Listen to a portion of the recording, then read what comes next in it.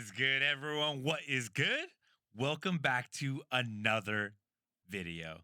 Today, we're jumping back into the Go Battle League arena, and I am charged up today because we're hopping into the MonoType Cup featuring a line with Shadow Machamp as our closer.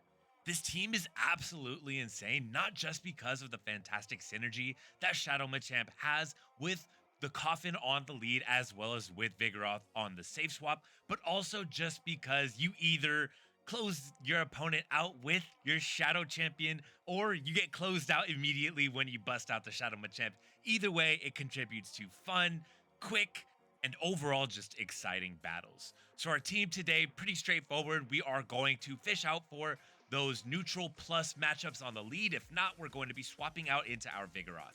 Vigoroth's job is to do some chip damage onto the opponent, but also to draw out any counters to your counter users. So the idea is draw out Shadow Machamp's hardest counters with your Vigoroth to pave the way for your Shadow Machamp late game.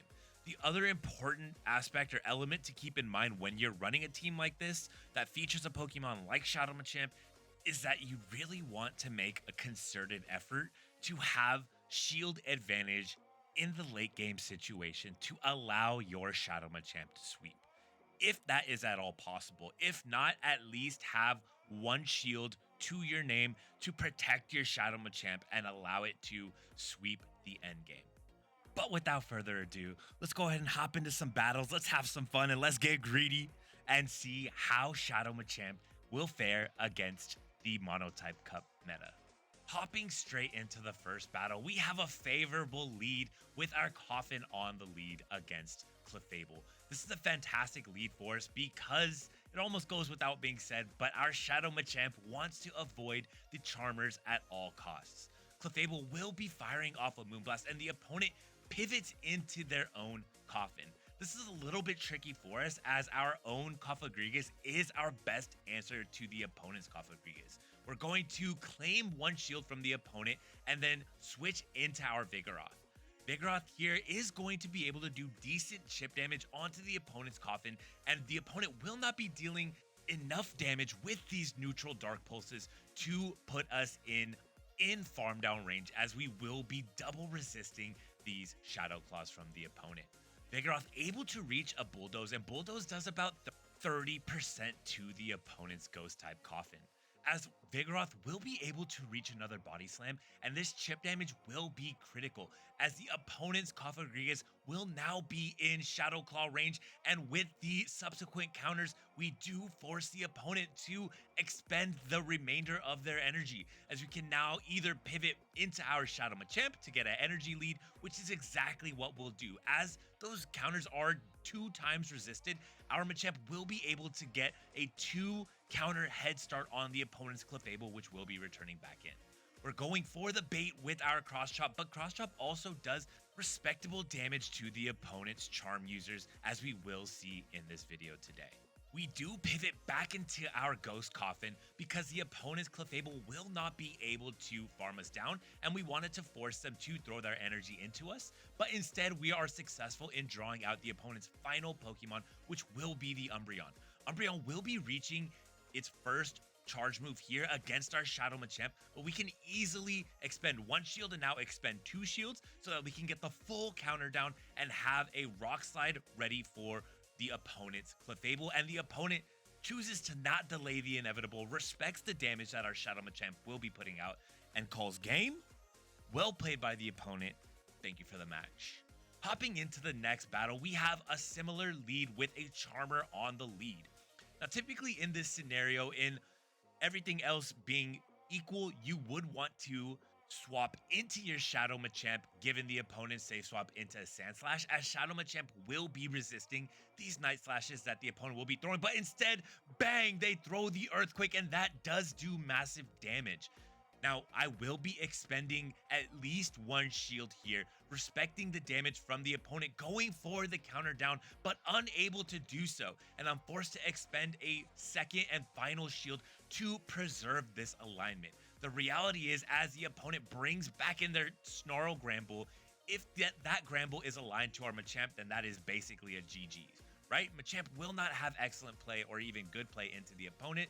So we're going to expend both shields. We're able to get one back from the opponent, and we are experiencing quite a bit of lag here as the opponent's Granbull has reached its first charge move, and this will be the crunch, dealing super effective damage to our Coffin, but we're able to take that on the chin, bank all of that energy, which will be crucial late game, and then pivot into our Shadow Machamp as the opponent has swapped into their Umbreon. They are unfortunately running Psychic, and this is going to be massive for us, as we will be claiming the opponent's final shield, but no, they choose to no shield the cross chop, and we are able to counter down the opponent. Will they respect this cross chop damage from our Machamp? They do, as their Granbull is nearly in critical health range. We claim the last shield, pivot back into our Coffin, and akariiiXX calls game. Well played by the opponent. Thank you for the match. And that was Shadow Machamp surviving on a singular HP to allow us to call game. As we hop into the next battle, we see a Registeel on the lead. We're going to pivot immediately into our safe swap of Vigoroth, draw out the opponent's response to a counter user, and in this instance, it will be the Haxorus. We gain Haxorus's first shield, and at this point, I will be matching shields, as we will be able to easily outpace the opponent, and one body slam, even though we are debuffed, will be enough to KO the opponent's Haxorus. And also likely you will find that your opponents will be much more likely to expend one, if not two shields on their Haxorus. That's their critical Pokemon, that's what they want to feature in their line, so they will be dumping their shields to preserve the health and energy on this Pokemon.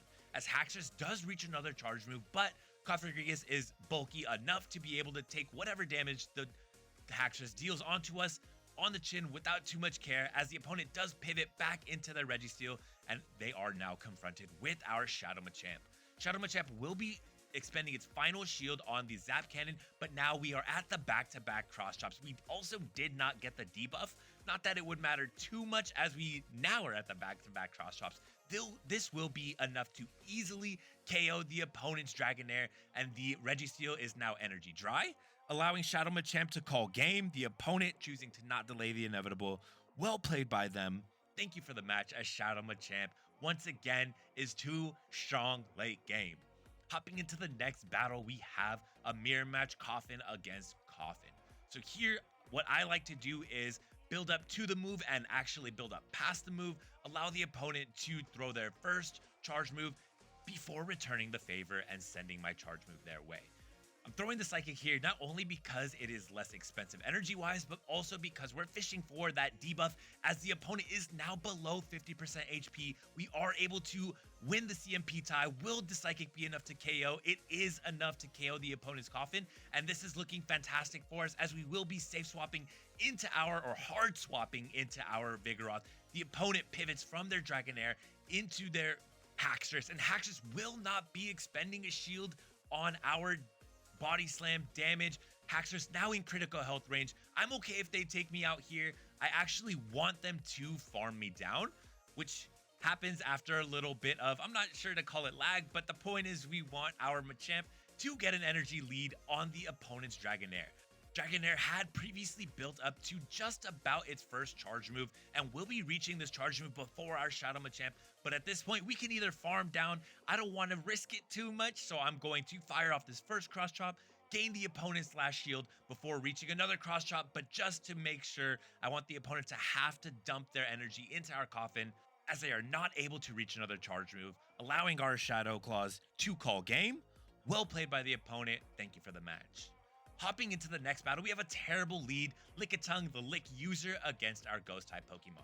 We're going to pivot immediately into our Vigoroth, and we are counter-swapped by the opponent's Shadow Machamp. So we have drawn out their answer to our counter user. It might not be the hardest answer, as Lickitung usually is featured on a line with two counter users in the back. So at this point, I'm thinking, okay, they have Lickitung, Shadow Machamp. What other counter user might they have?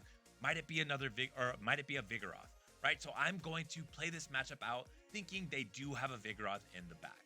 We will be expending our first shield, respecting the potential payback, but the opponent showed Rock Slide, meaning there's basically no chance they're running payback. As we do get the KO, the opponent brings back in their Lickitung. We hard swap into our Machamp and are counter swap by the opponent's Shadow Muck, and it's not a counter user, it's actually worse, as all shields are down now. Will this Rock Slide from our Shadow Machamp be enough to KO? It is not. Will the Muck be reaching another charge or its first charge move? It is not, as we get the counter down. Shadow Machamp able to reach another charge move. It will be the Cross Chop here. Cross Chop will be dealing heavy, super effective damage onto the opponent's Lickitung. We are now at the Psychic, and the question here that not even a 5th grader could answer is how much will this do? Not enough to KO, as the Lickitung survives on a singular HP, but we're able to get the double resisted Shadow Claw down as the Coffin calls game. Well played by the opponent. Thank you for the match. Hopping into the next battle, we have a fantastic lead. Shadow Machamp on the lead against akariiiXX. The opponent pivots into their Shadow Muck, and unfortunately, this is our best answer for a poison type, that being the Coffin. We will be firing off a super effective Psychic into the opponent, and will we be respecting the potential Dark Pulse? This is our first big call of the game, and it will just be the Thunder Punch. I want to preserve the health on our Coffin, so I will be pivoting out into our safe swap of Vigoroth, as the opponent is now going to be just nearly in body slam range after the counters, and we will see how much damage this will do. And the opponent actually chooses to expend their final shield. So now the opponent has all shields down. Again, what we talked about in the intro, you want to set your Machamp up late game with shield advantage, and if possible with energy advantage as well. So our Machamp will have energy advantage here. I don't want to, or shield advantage rather, I don't want to be forced to dump a shield into this Coffin, so I will be playing it safe, firing off that Psychic to KO the opponent's Muck, as they will be bringing in the Umbreon. We pivot into our Shadow Machamp, and the opponent responds in kind with a Shadow Machamp of their own, but we're able to get the knockout on the Shadow Machamp, and we do still have one shield, able to outpace given our energy lead. And now this Umbreon is going to get fully cooked. It does not matter, my friend, how bulky your Dark Fox is. It stands zero chance. Are you running Psychic? You're just going to claim our final shield with Foul Play. That's totally okay, as Shadow Machamp gets the counter down and calls game. Well played by the opponent. Thank you for the match. Shadow Machamp once again sweeping as the late game closer. As we hop into the next battle, we have a horrible lead. The Coffin against the opponent's Umbreon. Opponent stayed in for quite a few counters, allowing our Vigoroth to be able to easily outpace the opponent's Machamp. They will be respecting the damage from our body slams, as Shadow Machamp is an extreme glass cannon. They do not throw a charge move, meaning will we be claiming their second and final shield? We are able to. Shadow Machamp now has a decent amount of energy, enough for one payback, and will we be respecting the payback from, or the potential payback from this Machamp by expending a shield? Last second, we decide, yes, it's worth the shield. Once again, we do see the Rock Slide, meaning we respected the damage. The first time we saw their non-cross chop move, it was Rock Slide, meaning we can just go for the counter, or the Shadow Claw down, take that damage or soak that damage onto our Coffin before pivoting out into our Machamp.